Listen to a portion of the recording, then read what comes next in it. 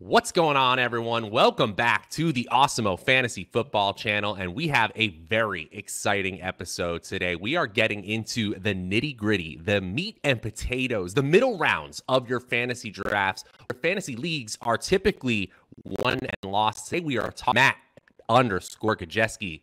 How you doing today, bud? I'm doing great. You and I had the pleasure of breaking down the top 12 running backs. We both found out we were really high on Austin Ekeler.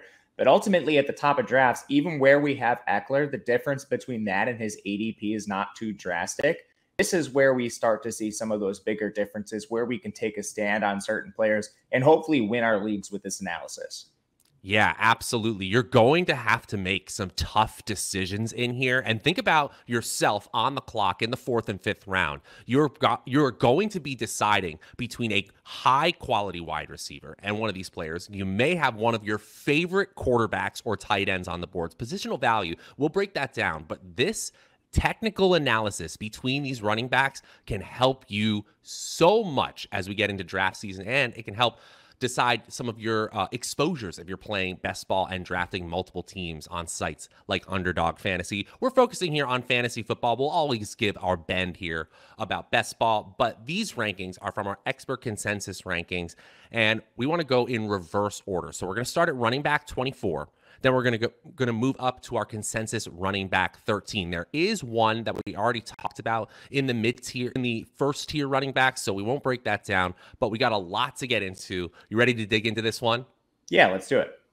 Let's do it. Okay, number 24 on our list is Josh Jacobs, running back from the Las Vegas Raiders. They got a new coaching staff. They got all sorts of weird stuff going on in the front office. I digress. Jacobs has one last chance as a first-round pick to play up to a new contract, and he may actually get consistent work in the passing game. We would so hope. What do you think about Josh Jacobs for 2022? He's a player that in my personal rankings I have a little bit lower. He's my RB 27, so we're not talking about huge differences here. But with Josh Jacobs, I think there are a number of concerns. And the first one came when the Raiders decided not to pick up his 5th-year option. He's a former 5th-round pick under the John Gruden, Mike Mayock regime. So that was a negative. From there, you move to the new coaching staffs. You have Josh McDaniels coming in. He brings in Mick Lombardi as the OC. That's a group of play callers, especially McDaniels, who have used running back by committee essentially every single year he's with New England and need a long tenure there as OC. No matter who they drafted, it was RB by committee, and that included a former first-rounder in Sony Michel. When we look at the Jacobs profile, even the previous regime under Gruden and company never really viewed him as a pass catcher. Last year, he was kind of forced into that role by necessity. You know, they lost Kenyon Drake due to injury, and then they were just using like Peyton Barber as this banger back on the goal line. So situationally, I have a lot of concerns about his role, and then not to mention they brought in a pair of backs in the draft, Samir White coming off the board with decent capital, and Britton Brown from UCLA very, very late. Not to mention Amir Abdullah is still on the team. He primarily is a special teamer, but I think maybe you could see a pass-catching role if Drake were to go down or something like that. But ultimately, those are a lot of concerns for Josh Jacobs, and I think the path for him getting a 3-down workload is going to require multiple injuries, which is why I have him a little bit lower. What do you think about Jacobs? He is polarizing for me, because I think you broke it down excellently there. But I still see a sliver of a ceiling scenario where this team sees if he can play for a contract this year, and they utilize him in the way that they did in the middle of the season. You know, we saw decent target numbers at some point last year. Week 11 against Cincinnati, 7 targets, 9 targets against Washington, week 13, 6 targets. If he gets up there and then adds those typical 13 to 18 carries he adds on the ground, that's going to be value in the mid-5th round, no matter what format you're playing. I don't know how efficient it's going to be. I know I want pieces of this AFC West because I believe in the shootout potential of these games in general. And there is some touchdown upside. I do think it's possible that we see McDaniels do a typical 3-person committee like he did in New England. I'm kind of interested in that dynamic, especially because how much of that was James White and the personnel they had in New England, and how much is the coaching staff? We'll certainly find out when it comes to Josh Jacobs. Any last words before we move on to the next person on our list? Oh, not too many. I think you could look beyond the James White years, even prior to that. Like, he was their OC from 2012 onward, if I'm not mistaken. Yeah, it's been a while. It's true. It's a large sample, but ultimately, You make good points with Jacobs. Like, he did flash a little bit as a receiver, and he even in college he wasn't the feature back, but when he was on the field, he did have situational pass catching ability. The 4.3 targets per game were phenomenal. Again, I think that was partially because of injury, but Jacobs definitely didn't play poorly. He didn't play like Ronald Jones out there in the pass game. So there is that chance, and perhaps I'm a little too low on him for that reason, because he did show it at least for a small period of time. Yeah, to play devil's advocate with my own argument, I was a little higher on Zamir White, and I actually think it's a good place where, if Jacobs gets hurt or, as you said, doesn't prove himself as a pass catcher, I think there is opportunity there for a mid-round pick to get some work at some point in the season. We move on here to our consensus running back 23, Jacalyn. You might know him as J.K. Dobbins, coming back from a season-ending injury. Didn't see him at all in his second season, but in his first year with the Ravens, he was highly efficient. Looked like the 1-2 hammer that they were looking for in Baltimore. Now, Gus Edwards is absolutely going to get work here, but J.K. Dobbins with second-round draft capital and expected to come back fully healthy in 2022. What do you think about his upside here going into the season? I love Dobbins. I'm much higher than him, or on him than the consensus. So somebody must have him pretty low. So I'll be very curious to hear what you have to say. I have him RB 17, and there's a couple of reasons for this. Like, they're going fully back to the J.K. Dobbins, Gus Edwards committee. That's fine. When you look at what they did in 2020, Dobbins was averaging 8.9 carries per game, 1.6 targets per game over the course of the season. However, they had some backs exit that backfield midseason. So when you just look at when it was Dobbins and Edwards splitting, both of them were above 10 touches per game pretty clearly. And then you look at the offense as a whole, all of their offseason moves indicate a return towards that run-heavy approach we saw in 2019, 2020 under Lamar Jackson. Last year, they regressed a little bit towards the mean in terms of pass rate. They were 23rd in neutral game pass rate, which is a little bit higher than where they've been. Typically, they were around 30 or lower. And then from there, they're very up-tempo offense. Just raw plays per game, the Ravens were first in the NFL last year, and they've been around that over the last couple of years. We're expecting them to be efficient. So with that elevated run rate and their plays per game, there is room for both Dobbins and Gus Edwards, and even Lamar Jackson, to receive a lot of work here. Just looking back at what happened in that 2020 season, Dobbins only received 25% of the carries. That's including all players in the team, including Lamar Jackson. I think that's really low, and you could probably see him around 35, 40 with Lamar Jackson and Edwards this year. And in such a run-heavy scheme, that has a lot of value. Even on those 8.9 carries per game, Dobbins still hit 805 rushing yards in that year. So a lot of upside here, I think. Exactly. Super dynamic player who benefits from having superstar rushers on his team like Lamar Jackson. Imagine the directions that defenses are moving when a run pass option is called, or a QB option is called on Baltimore. Many defenders are going to flash towards Lamar, leaving a dynamic runner like J.K. Dobbins available to have big holes in the rushing game. I think a 40% opportunity share would make him a smash at his current ADP. I have him in my top 65 players here as we look towards our expert consensus rankings releasing soon. And this is one of those situations where, even though he was hurt last year, you bet on talented rushers in good situations, and good things typically happen in fantasy drafts. This could easily be a player we're drafting in the first 2 rounds of fantasy drafts next year. We move on to another talented player with a mucky backfield in Washington. The situation in terms of the team's ability, very different than Baltimore, and they draft Brian Robinson Jr. They still have J.D. McKissick on the roster. Antonio Gibson, with that early third-round draft capital, still likely the most talented rusher on that team, but how much opportunity and quality opportunity can we really expect for him this year? What do you think about him going into 2022? He's not a player I like very much. He's right after Josh Jacobs for me. I have him RB 28. They're essentially in the same situation, but Antonio Gibson's on a worse team with a worse quarterback and a worse offensive environment. He has J.D. McKissick to handle pass down work, just like Jacobs theoretically is Kenyon Drake. And then Washington invested in a mid-round draft pick at the running back position, just like Las Vegas did in Brian Robinson, who is I believe, a third-round pick, which is significant enough capital where he should have some sort of role, even if it's just as a situational change of pace or a goal line back. And I think part of the reason is you had Antonio Gibson handle the larger workload last year, largely inefficient, but a lot of that had to do with injuries for Gibson. So he handled 16.1 carries per game, 3.3 targets per game. So, I mean, we're above 19 touches, only rushed for 1,037 yards, which is pretty poor efficiency. Receiving yards, those also declined for a player that actually played the receiver position in college for Memphis. And again, it's really hard to figure out how much of that was Gibson's own inefficiency and how much was the result of injuries. But ultimately, this is a team that's not very good. You look at their pass rate in neutral game scripts, they were 22nd. Not really expecting that to increase much moving to Carson Wentz. You look at their plays per game, 17th. That's well below average. And they're a team based on win totals that's projected to finish in the bottom half of the division. So how many wins and positive game scripts is Antonio Gibson receiving, especially when he's not having that receiving workload? And not to mention, we talked about an upside case for Jacobs. I think theoretically Jacobs could maybe have one injury and get a full workload. To me, Gibson needs two. He needs both McKissic and Robinson to get injured to get that full workload. So for me, I'm expecting the touches to come down. The offense is going to be bad. It's tough for me to rank him near the top 24. I have him at RB 28. Yeah, I've been kind of influenced by the rest of the Awesemo staff here because I was a little bit higher on Antonio Gibson going into the season. I saw a player that that despite injuries still was top 5 in the NFL in evaded tackles and top 15 in the NFL in evaded tackles per touch.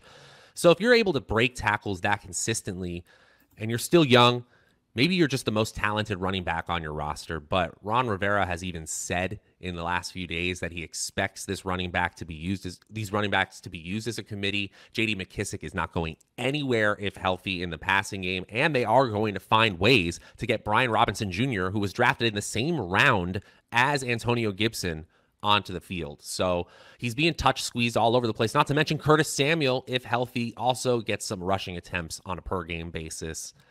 This is really tough. I really like the player. I like the talent. I think he may have to wait a year. There are always injuries. I'm not saying come out of best ball season with 0 Antonio Gibson, but at ADP, I'm out. Sounds like you are as well. I am. And like you said, with players like Antonio Gibson, I'm still picking some of them up, but they're players that I want to take when they fall, even if it's just a couple spots, which generally means I'll be underweight on those players. Well said. Well said. Now we move to maybe the most polarizing player on this list, and a player I'm a little bit lower on, but not out of the draftability range for me. This is Cordarrelle Patterson of the, dare we say, up-and-coming Atlanta Falcons. I'm not sure what we can expect from this offense in 2022, and yet Cordarrelle Patterson was the bright spot, had a super efficient middle of the season, kind of came back down to earth at the end of the fantasy year, but still had a tremendous statistical season, still has that first-round draft capital, and was finally used as the running back we always thought he could be in fantasy. How are you feeling about him heading into next year? I like him a little bit more than the players we talked about, with the exception of J.K. Dobbins.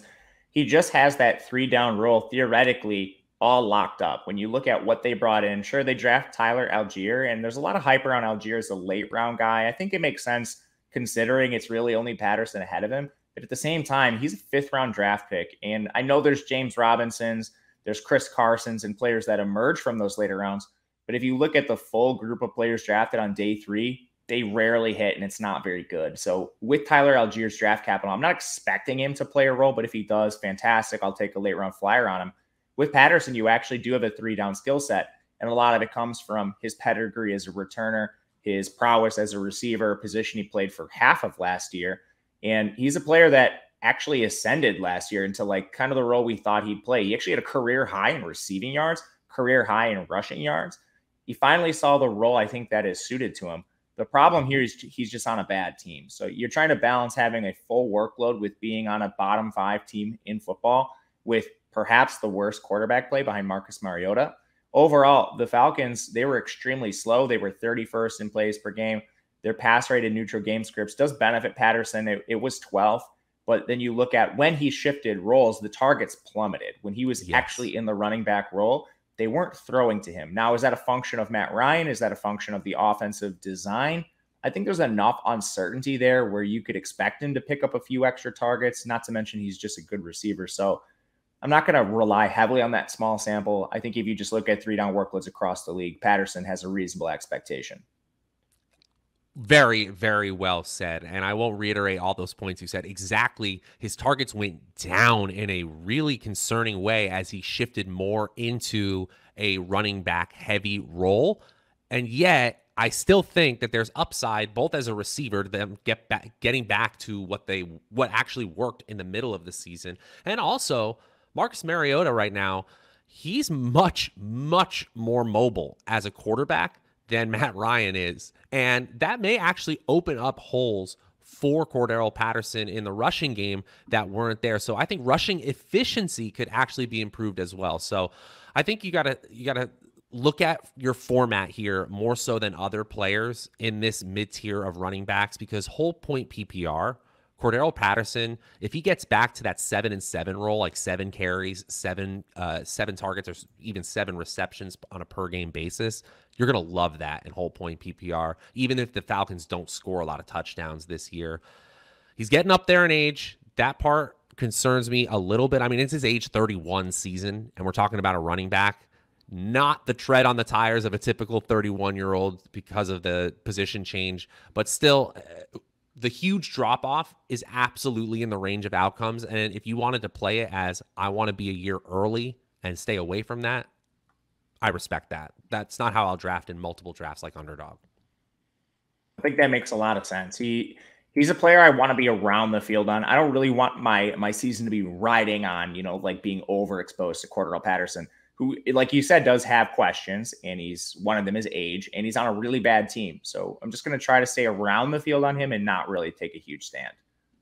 That's quite fair. And we've been talking about it a few times already today. We are brought to you by Underdog Fantasy, our sponsor for many of these fantasy football videos, because it's so applicable. This information that we're talking about might be kind of fantasy football tilted today, but we're still talking about how we're feeling about getting to them. The ADP on Underdog is probably the sharpest offseason ADP we've ever had as an industry. And make sure when you sign up over there and start getting into those best ball drafts, use promo code Awesemo to get up to a $100 first match deposit bonus. That's good enough for 4 free entries to the Best Ball Mania 3 tournament, $2 million to first place, $1 million to second, $1 million to the regular season champion. I'm always thinking about that possibility, winning the regular season championship and then just riding out the playoffs, knowing I already won $1 million with the possibility of more on the way.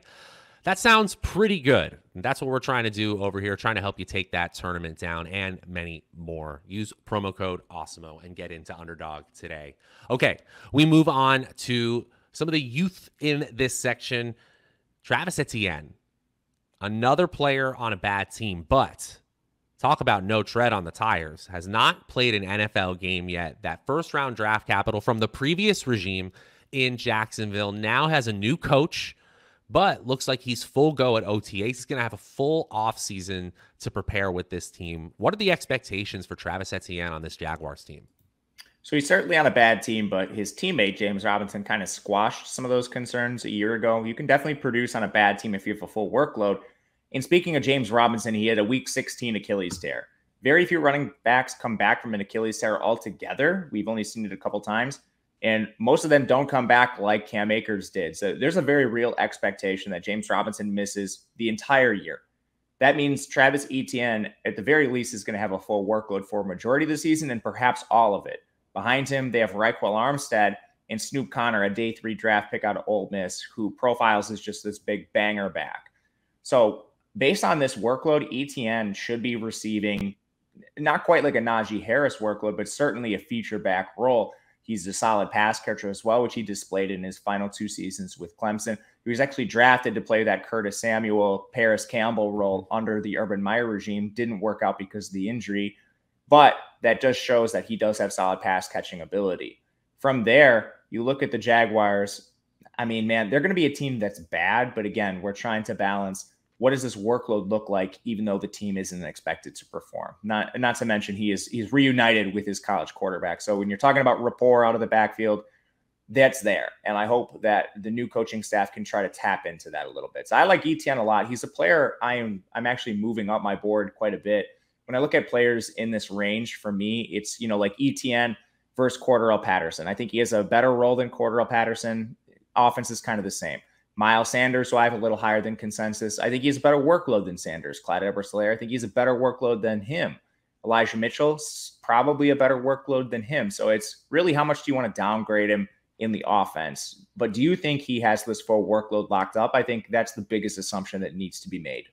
I really do. I really do. I think you're getting a discount. If Travis Etienne was in this same situation as if let's say he was drafted in the 2022 draft, and he was walking into the situation where James Robinson had 2 productive years, tore his Achilles in week 16, there is no way he would have 5th round draft capital. We'd need him in the 2nd round, maybe even the early 3rd round, but he'd be going in that rookie Jonathan Taylor, rookie Cam Akers, rookie J.K. Dobbins range. And I feel like we're getting a 2-round discount at some points with Travis Etienne on that same situation.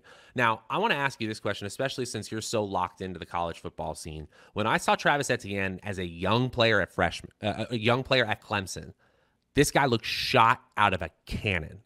And he has dealt with injury after injury, some of them just nicks and cuts, a couple games here and there. Obviously, the major injury last year. I know he's young, but is there some concern here that the injuries are starting to pile up, even though he hasn't played an NFL game yet? He was relatively healthy in college, occasionally banged up, but he handled a really large workload with Clemson.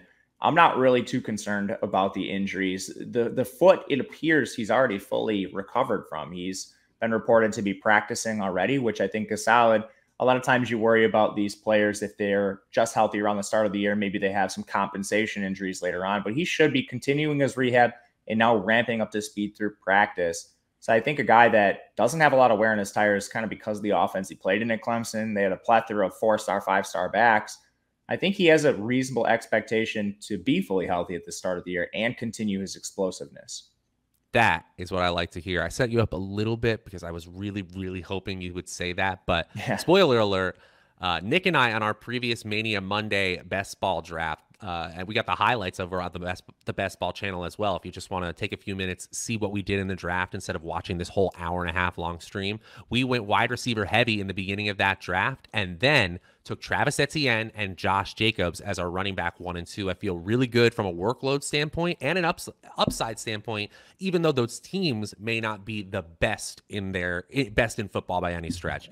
Now, a team that is expected to be competitive this year and had a player kind of come out of nowhere when a mid-round pick was supposed to be that guy. Elijah Mitchell of the San Francisco 49ers took over basically from day one with Raheem Mostert's injury and Trey Sermon just not showing up ready to play football.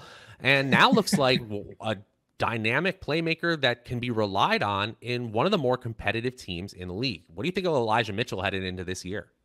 I like Elijah Mitchell a lot still, and we've done this before. It's Kyle Shanahan backfield. They're extremely volatile. Some of it due to injuries, like Raheem Mostert was a guy a lot of people drafted last year, and it was just the injury that got him. He's gone. So now you look at the current roster for the NFC West 49ers. There's not much there. It's Mitchell himself, Jeff Wilson, who situationally had solid games, but I don't think anyone views him as the long-term option. And at best, he's like a goal line, couple carry a game guy. You have JaMychal Hasty, who's literally just undrafted free agent fodder. I wouldn't be surprised if he's not with the team because of how poorly he's played. And then they drafted Tyrion Davis-Price, who was a curious Kyle Shanahan draft pick. He's a player that was never really productive in college. When you look at what he did with LSU, he never had more than 211 carries in game, and he struggled to beat out some players that are no longer with LSU. Some of them had to transfer to different teams, like Corey Kiner, a back he couldn't beat out, is now with Cincinnati. It's just really tough for me to bank on a player like that. It's almost like Trey Sermon all over again. Not to mention the pass catching profile for Davis-Price is pitiful. He only caught 10 passes in his final season with LSU. With that said, it's not an offense that truly prioritizes pass catching. But to me, all this says that there's not much competition behind him. So Elijah Mitchell overall to me is a player that has shown a lot. This offense is super conducive to the run when you have a back getting the full workload. Average 19 carries per game, 1.8 targets per game. And he actually showed a little bit as a pass catcher in situations. Now, the usage is going to be really key here because you have some moving parts. What happens with Debo? We saw him, this is Elijah Mitchell now, handle 86% of the running back carries last year, but only 62% of the overall carries. A lot of that had to do with Debo. Now you're also introducing Trey Lance. So if Trey Lance starts, and I tentatively expect him to, does that percentage of the overall carries drop even further? That's a big concern for me. And we don't know the answer to these questions. And Debo, he's a player that might not get those running back carries because of how pissed off he is. Like, he might just beg for an overall offensive change. And that might be something they accommodate just to keep him on the team and keep him happy because he's so dynamic. So a lot of moving parts, but the upside is clearly there as a three full feature back to me. I think we can still draft him with that upside in mind. Absolutely. It's absolutely there. And yeah, I just looked at my projections and it is a full 10% drop. Even if Trey Lance starts, I still think Elijah Mitchell handles 50% of the team's carries when healthy, but getting up to that 62%, like you said, starts to look really, really tough when you include a rushing quarterback, because many running backs on this list are touch squeezed by one player like a rushing quarterback, but to be squeezed by two, then things get dicey, as we were talking about with Antonio Gibson. Still, this Tyrion Davis Price love is like exactly what you said with Trey Sermon. We have a long history of Kyle Shanahan offenses choosing running backs that understand the system best, no matter your draft position. Who can forget Alfred Morris in Washington? And also the screw-ups that have happened, not just Trey Sermon. Remember them pounding the table for Joe Williams in the 4th round of the 2017 draft? I don't think that guy ever saw the field. Meanwhile, they hit on these late round picks and nobody cares. The system is still really strong in San Francisco. Elijah Mitchell, for me, I'm going to take my chances. I'm going to get him below ADP, though. I just think there are too many moving parts, just as you said. We move on to running back 18 here in the same division. A player who rushed back from injury, looked fairly effective at some points, got nicked up in the NFC playoffs. I'm talking about Cam Akers, who came back incredibly fast from an Achilles injury. I think we all love to see it as a fan of football, but can he be effective on this Super Bowl winning team going into 2022, where he's likely to get a large share of the workload, though Darrell Henderson is still there? Yeah, that's the thing. Darrell Henderson being there, I think, matters. When you look at Cam Akers, he was kind of slowly eased into action. He went 5 carries in week 17, played terribly. In the first week of the playoffs, 17 carries, played terribly, 3 yards per carry. He maxed out at 24, and this was against Tampa Bay. It was a 3-point win. 24 carries, 48 yards, which is 2 yards per carry. And then the Rams saw that game, and they scaled him back. 13 carries in each of the subsequent games against the 49ers and then against Cincinnati in the Super Bowl. That's a concern to me. Now, the positive with Akers is he definitely rushed back from injury. He didn't have time to prepare. He was just full rehab and then went right out there. He now has an additional 9-10 months to knock off any rust that may be there. But is the explosiveness gone entirely? We've only seen a couple running backs come back from Achilles tears ever in football, and none of them have ever really looked the same. So that is a major question mark. And then you have capable players in the backfield. Darrell Henderson, he's a former day 2 pick. He's performed when he's been asked to, and they continue to draft running backs late in the draft as well. They did take Kyron Williams, a guy out of Notre Dame, who was expected to be a top 5 back in this class till he ran the 40-yard dash. But ultimately, he's a player that's very sound. And no, he's not going to handle a full workload, but he's an excellent pass protector, which is huge for running backs getting on the field in 3rd down. And he's a solid pass catcher. So could he come out there and handle a couple touches? Yeah, I think so, which isn't necessarily the strength of Akers or Henderson. So that's an issue for me. Ultimately, this comes down to the explosiveness. If he has it, I think he can regain that full 3-down workload. Just not sure based on what we saw last year. Yeah, and as a reminder, too, he actually got hurt again, just like nicked up in that NFC Championship game. He hurt his shoulder, was in the locker room for a while. So not only were they looking at his efficiency in the previous games and saying, hey, maybe he's not fully ready yet, but he actually got hurt again, though it wasn't enough to keep him out of the Super Bowl. He was pretty ineffective. I think the Rams, from a front office standpoint, are doing exactly what they should do with the running back position in terms of draft capital. You spend the 2nd round pick on Akers in 2020, but you continue to fill the room with late round picks and see if you hit in the way that we've been talking about with the San Francisco 49ers. I think there is less competition for opportunity, except for the fact that Darrell Henderson is a true running back too. In some of these cases, there is really nobody of merit behind these running back ones, but Henderson can handle a full workload if asked. Still, I have Akers in a place where I definitely want to get to him. I actually have him right at expert consensus at running back 18 right now. Another player with a polarizing past, but should have a locked-in workload on a team that is expected to win their division. I'm talking about Ezekiel Elliott on the Cowboys, getting up there in age, actually, but I think he should have this position locked in. Tony Pollard may have something to say about that in Dallas. He's been the more efficient rusher the last 2 years, but Elliott's still going off the board pretty high. How are you feeling about him headed into this year? I like him more than consensus for sure. I think there's a lot of negative sentiment about a guy who's really knocked in the industry playing through injury. And he tore his PCL in week 4. Like, that is a season-ending injury for some backs, depending on their pain tolerance. Ezekiel Elliott is not soft whatsoever and played through a PCL tear. Like, unbelievable. There's no wonder the guy's efficiency declined.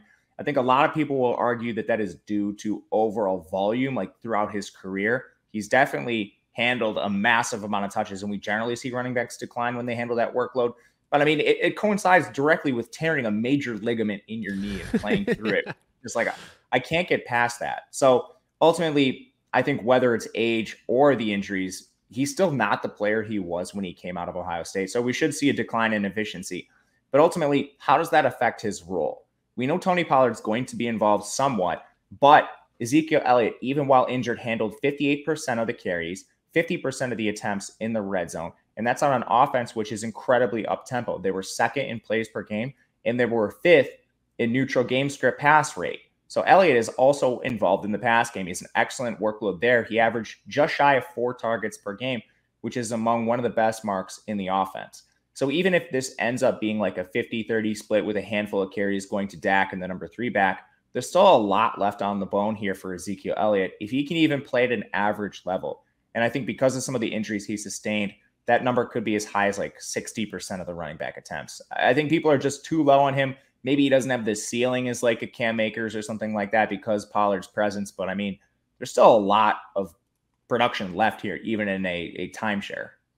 I agree. I agree fully. He's only 27 headed into this year. He's actually hasn't turned 27 yet, but he will be during the season. And like you said, I mean, we are totally discrediting the severity of that injury he played through in 2020 when this team had Dak Prescott on the field, which obviously was a limited time because he had that major injury. Ezekiel Elliott was number 1 among running backs in expected fantasy points per game, up there with Christian McCaffrey when healthy as well. So Ezekiel Elliott has so much upside here. I have him ahead of consensus. Sounds like you do too as well. And this is still a player that, you know, the big concern, as you said, is he's going to pass 2,000 career touches this season. And just when the workload gets that high, the possibility of severe injury or just getting nicked up to the point where the efficiency starts to degrade consistently, the probability goes up. Just no doubt about it. But can I predict that better than other people? No, absolutely not. So I need to think about the situation, think about the usage, think about the offense, and everything points up for Ezekiel Elliott. Take your shots on Tony Pollard in best ball drafts if you want to, but Elliott is the man in that backfield. All right, the next player on our list is actually James Conner. We talked about him as our running back 12. Obviously, as our rankings continue to shift in this offseason, he's actually sitting at running back 16 in our expert consensus rankings. So we're going to skip him for now and talk about number 15, Leonard Fournette. This is an opportunity of a lifetime for Leonard Fournette because even with that first-round draft capital and all that usage in Jacksonville, what he really wanted was a backfield to himself on a Super Bowl contender. Show us what you got this year, Leonard Fournette. How are you feeling about him on this Tom Brady-led offense once again? I like Leonard Fournette for sure. It's just everybody that we're going to talk about now has some sort of warts. We're skipping over James Conner, but just for the people quickly, I would prefer James Conner to every single player on this list that's coming up because Conner has a locked-in 3-down workload no matter what that only injury can prevent. Leonard Fournette had that, but then they drafted Rachaad White on day 2, which is good enough draft capital where we should expect him to play some sort of role. And looking at Rachaad White's profile, he is excellent as a pass catcher coming out of Arizona State, over 40 receptions. This guy is a baller through the air. And I think initially Tampa Bay had this plan to limit Fournette as a pass catcher, but Giovanni Bernard got hurt last year. Keyshawn Vaughn's not the player they thought he was. So Fournette was kind of forced into this 3-down workload. And he had an amazing workload down the stretch last year. But I just don't think we can expect that moving forward because of what the team has shown repeatedly, not just the Giovanni Bernard signing. They also brought him back, by the way. But now Rachaad White coming in. It's just too much of a concern for me to rank him ahead of James Conner.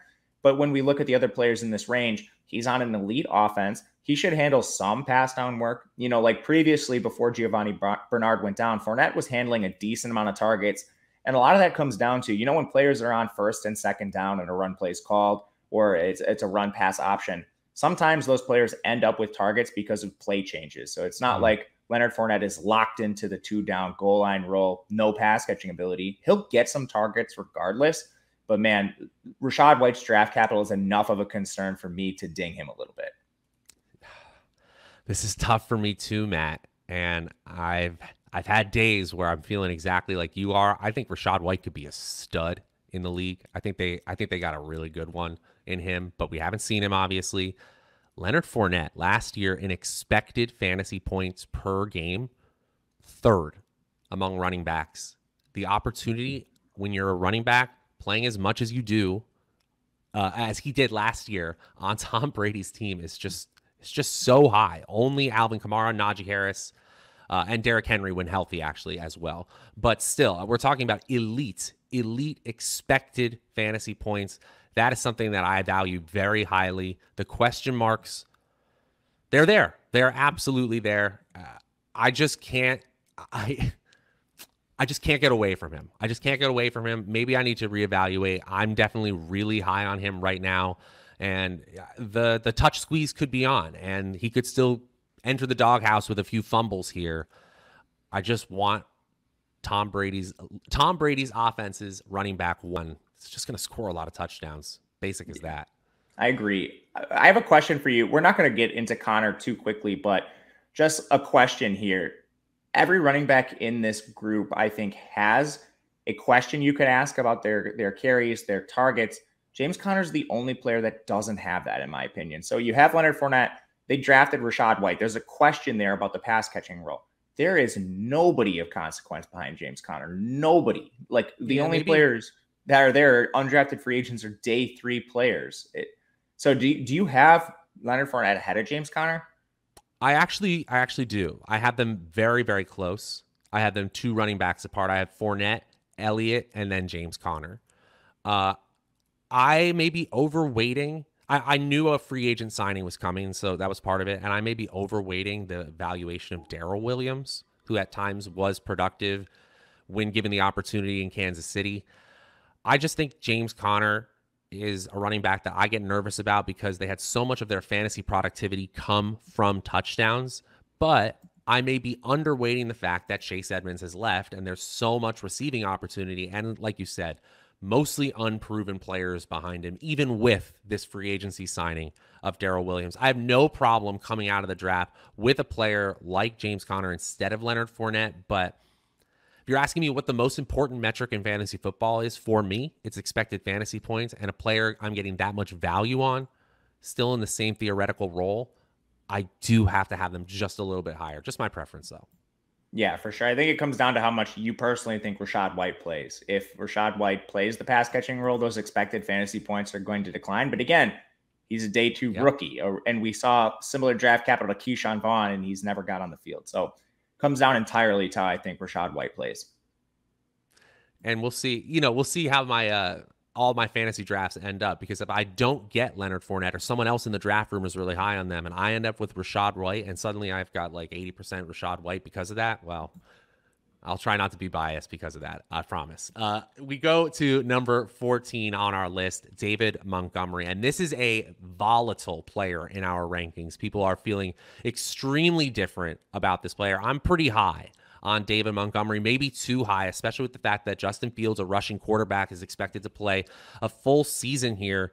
David Montgomery on a poor Bears offense heading into 2022 will get the workload, but will it be valuable, Matt, this year? I definitely do not think it'll be valuable, but the question is, can he get enough of it where that doesn't matter? Sort of your early career James Robinson.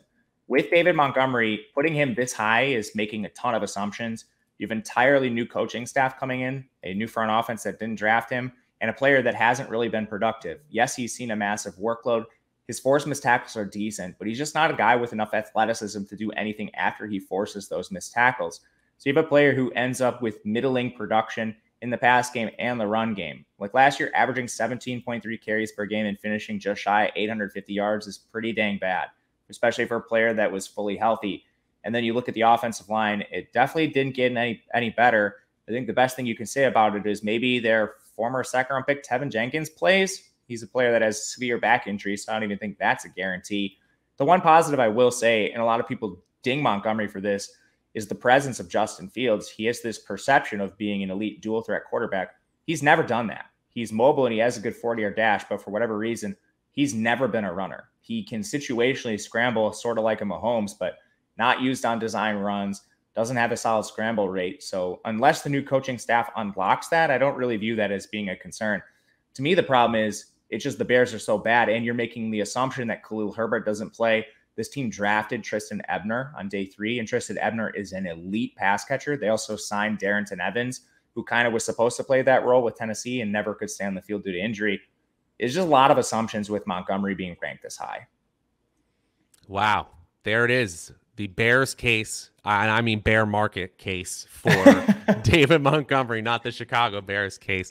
I think there is a Bulls argument there for the ceiling, the upside for a player like Montgomery. And obviously, I can talk about fantasy expected points all day. He was running back 9 in half PPR expected fantasy points per game last season, and we are drafting him significantly lower than that. His 50 red zone touches was 5th in the league, and he only played 13 games last season. He was 4th in the NFL in opportunity share, with 80% of the opportunities going to him. 2nd in the NFL in snap share. Actually, I think that stat is wrong on my list, but I still want to say that he was still pretty elusive in 13 games. He had 64 evaded tackles, about 5 per game. So I'm looking at a player with much higher draft capital than the players around him. Yes, there is some pass catching concerns, if you will, but I think he's the most elusive player. And if he gets the opportunity share like he did, I think you're getting a value at ADP. That's just kind of how I feel about it. It's not a bad team. I think this is why people start to call this the running back dead zone, because you can absolutely look at this as a fool's gold situation. He's not going to get the same opportunity. He's on arguably as bad or a worse team, and he has increased touch squeeze possibility. I get it. I'm still drafting David Montgomery probably higher than I should be. I'll have to really evaluate things because I still like him a lot. Yeah, I like him too. You have to. We're all making assumptions here. It's the offseason. I love expected fantasy points, but it's a metric from the previous season, and we're trying to project moving forward. So if you guaranteed me he was seeing that same workload, yeah, I'd have him ranked higher. But I think there's enough concerns where you cannot guarantee that. I do think he's more likely to receive that workload than some other players we had a little further down the list. But ultimately, I still think you're making assumptions. And when you're making assumptions about bad teams, that's where things can start to spiral. It's a great point. Point well taken, sir. We move on to the final person we're going to discuss in depth, and it is technically our running back 13. You actually had to draft him a little bit higher in fantasy drafts in previous seasons, but we're talking about Nick Chubb. Could be on arguably the best offense he's ever been on when Deshaun Watson is available, whenever that is this season.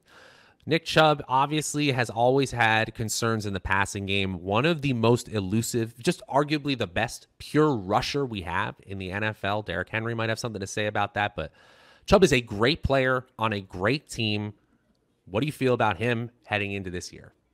He's a really tough player to rank because you know the upside's there, but it comes through arguably like the least impactful part of fantasy football. Like he doesn't have a big ceiling in the pass game because of the presence of Kareem Hunt.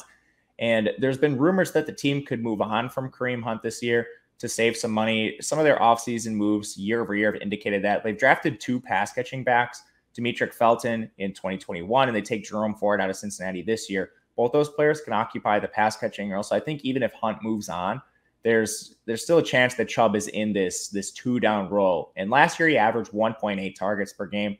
So it's not terrible, but it's definitely not great. Where Nick Chubb's bread is buttered is on the ground. And luckily he's on an offense which is extremely run heavy.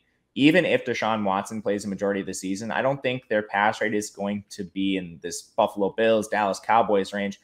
Last year they were 24th in pass rate in neutral game scripts, which I think they'll end up finishing around there. if Deshaun Watson's at quarterback. And then if they have to play Baker Mayfield or Jacoby Brissett, there's a chance that drops even further. And you have an extremely run-heavy team. He's also behind an elite offensive line. You just look down the board, solid starters at every single position. Jedrick Wills, Bitonio, Wyatt Teller, Conklin. Those are phenomenal names. So I do expect Cleveland to still be good, score a lot of points, which to me, Nick Chubb, if he's going to be handling most of the carries, he needs the touchdowns and he needs the extra rushing attempts, which at first glance to me, I think the Cleveland offense is conducive to those things. That's the part where I think we agree. The part where I am a little bit different, and I think you're right, I'm making assumptions here, but I think we move much closer to league average in terms of pass plays per game and just a more up-tempo offense, especially when Deshaun Watson plays. But I think the Jacoby Brissett signing indicates to me that what they want to do is have a player who executes the Deshaun Watson offense when Deshaun Watson is not available for whatever reason. So I do think Nick Chubb has more touchdown upside because of the offense he'll play on, and just we know his explosive ability is up there with the very best in the NFL. He's another player that I definitely am going to take my chances on in regular fantasy drafts a little bit more than best ball drafts because his spike weeks are few and far between. They're basically through touchdowns. You know, you're not getting those mega reception days like you can from a Christian McCaffrey or a player like that. So Nick Chubb for me is a good regular home league RB2 pick that makes you feel really solid about the position. Not my favorite at ADP in best ball. This was a super fun discussion, Matt. I do want to bring up a couple of running backs outside of our top 24 consensus rankings and hear your favorite of these players. Just going to list them off, and if you've got one player that you really sticks out to you, I'd love to hear about them. A.J. Dillon, Breece Hall of the Jets, Clyde Edwards-Helaire of the Chiefs, Devin Singletary, who has increased competition from James Cook, Chase Edmonds of the Miami Dolphins, and Miles Sanders of the Philadelphia Eagles. Any of those players stand out, positive or negative? Yeah, there's three that stand out, two positive, one negative. Breece Hall, I think you're just getting, he's really easy to evaluate, I think. You're kind of working with the David Montgomery situation where you have a potential 3-down workhorse role on a really bad team. He does have some competition in the pass game with Carter, but can Breece Hall with elite draft capital overcome that and maybe like take a sort of the path that Jonathan Taylor took with Nyheim Hines? Certainly think that's in the range of outcomes.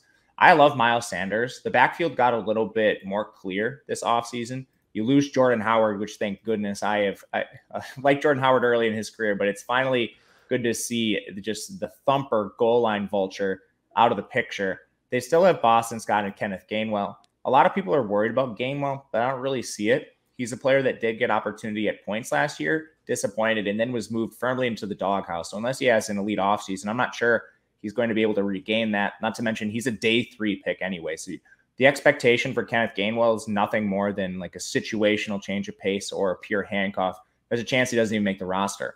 Boston Scott is still there, and Boston Scott doesn't have much draft capital himself, but he's played long enough in the league where I think he has a role. Miles Sanders has been elite when healthy. The question is, can he remain healthy? And I think if it ends up being a 1-2 punch between him and Scott, Sanders has a chance to handle the pass down role. The guy I'm completely out on in this is A.J. Dillon. For him to hit his ceiling, you need an Aaron Jones injury, and there's just absolutely no way I'm drafting A.J. Dillon in best ball or season-long injuries, especially like inside the top 70, assuming there needs to be an injury. Like you can take players that have the same A.J. Dillon profile, even standalone value like A.J. Dillon has much later, a la Gus Edwards and some other players. So he's just a player that I see absolutely no reason to draft. And I wouldn't be surprised if I end up with 0 of him. Wow. Not into A.J. Dillon. We will leave you with that, Matt. This was a very, very in-depth, exciting discussion about the nitty-gritty of the running back position. There's probably going to be a league winner in this group, and it was really fun breaking it down with you today. Make sure to follow him on Twitter at Matt_Gajewski. I am at Draftaholic. I'm Matt Savoca. He's Matt Gajewski. We'll be back soon enough on the Awesemo Fantasy Football channel. We'll see you guys later.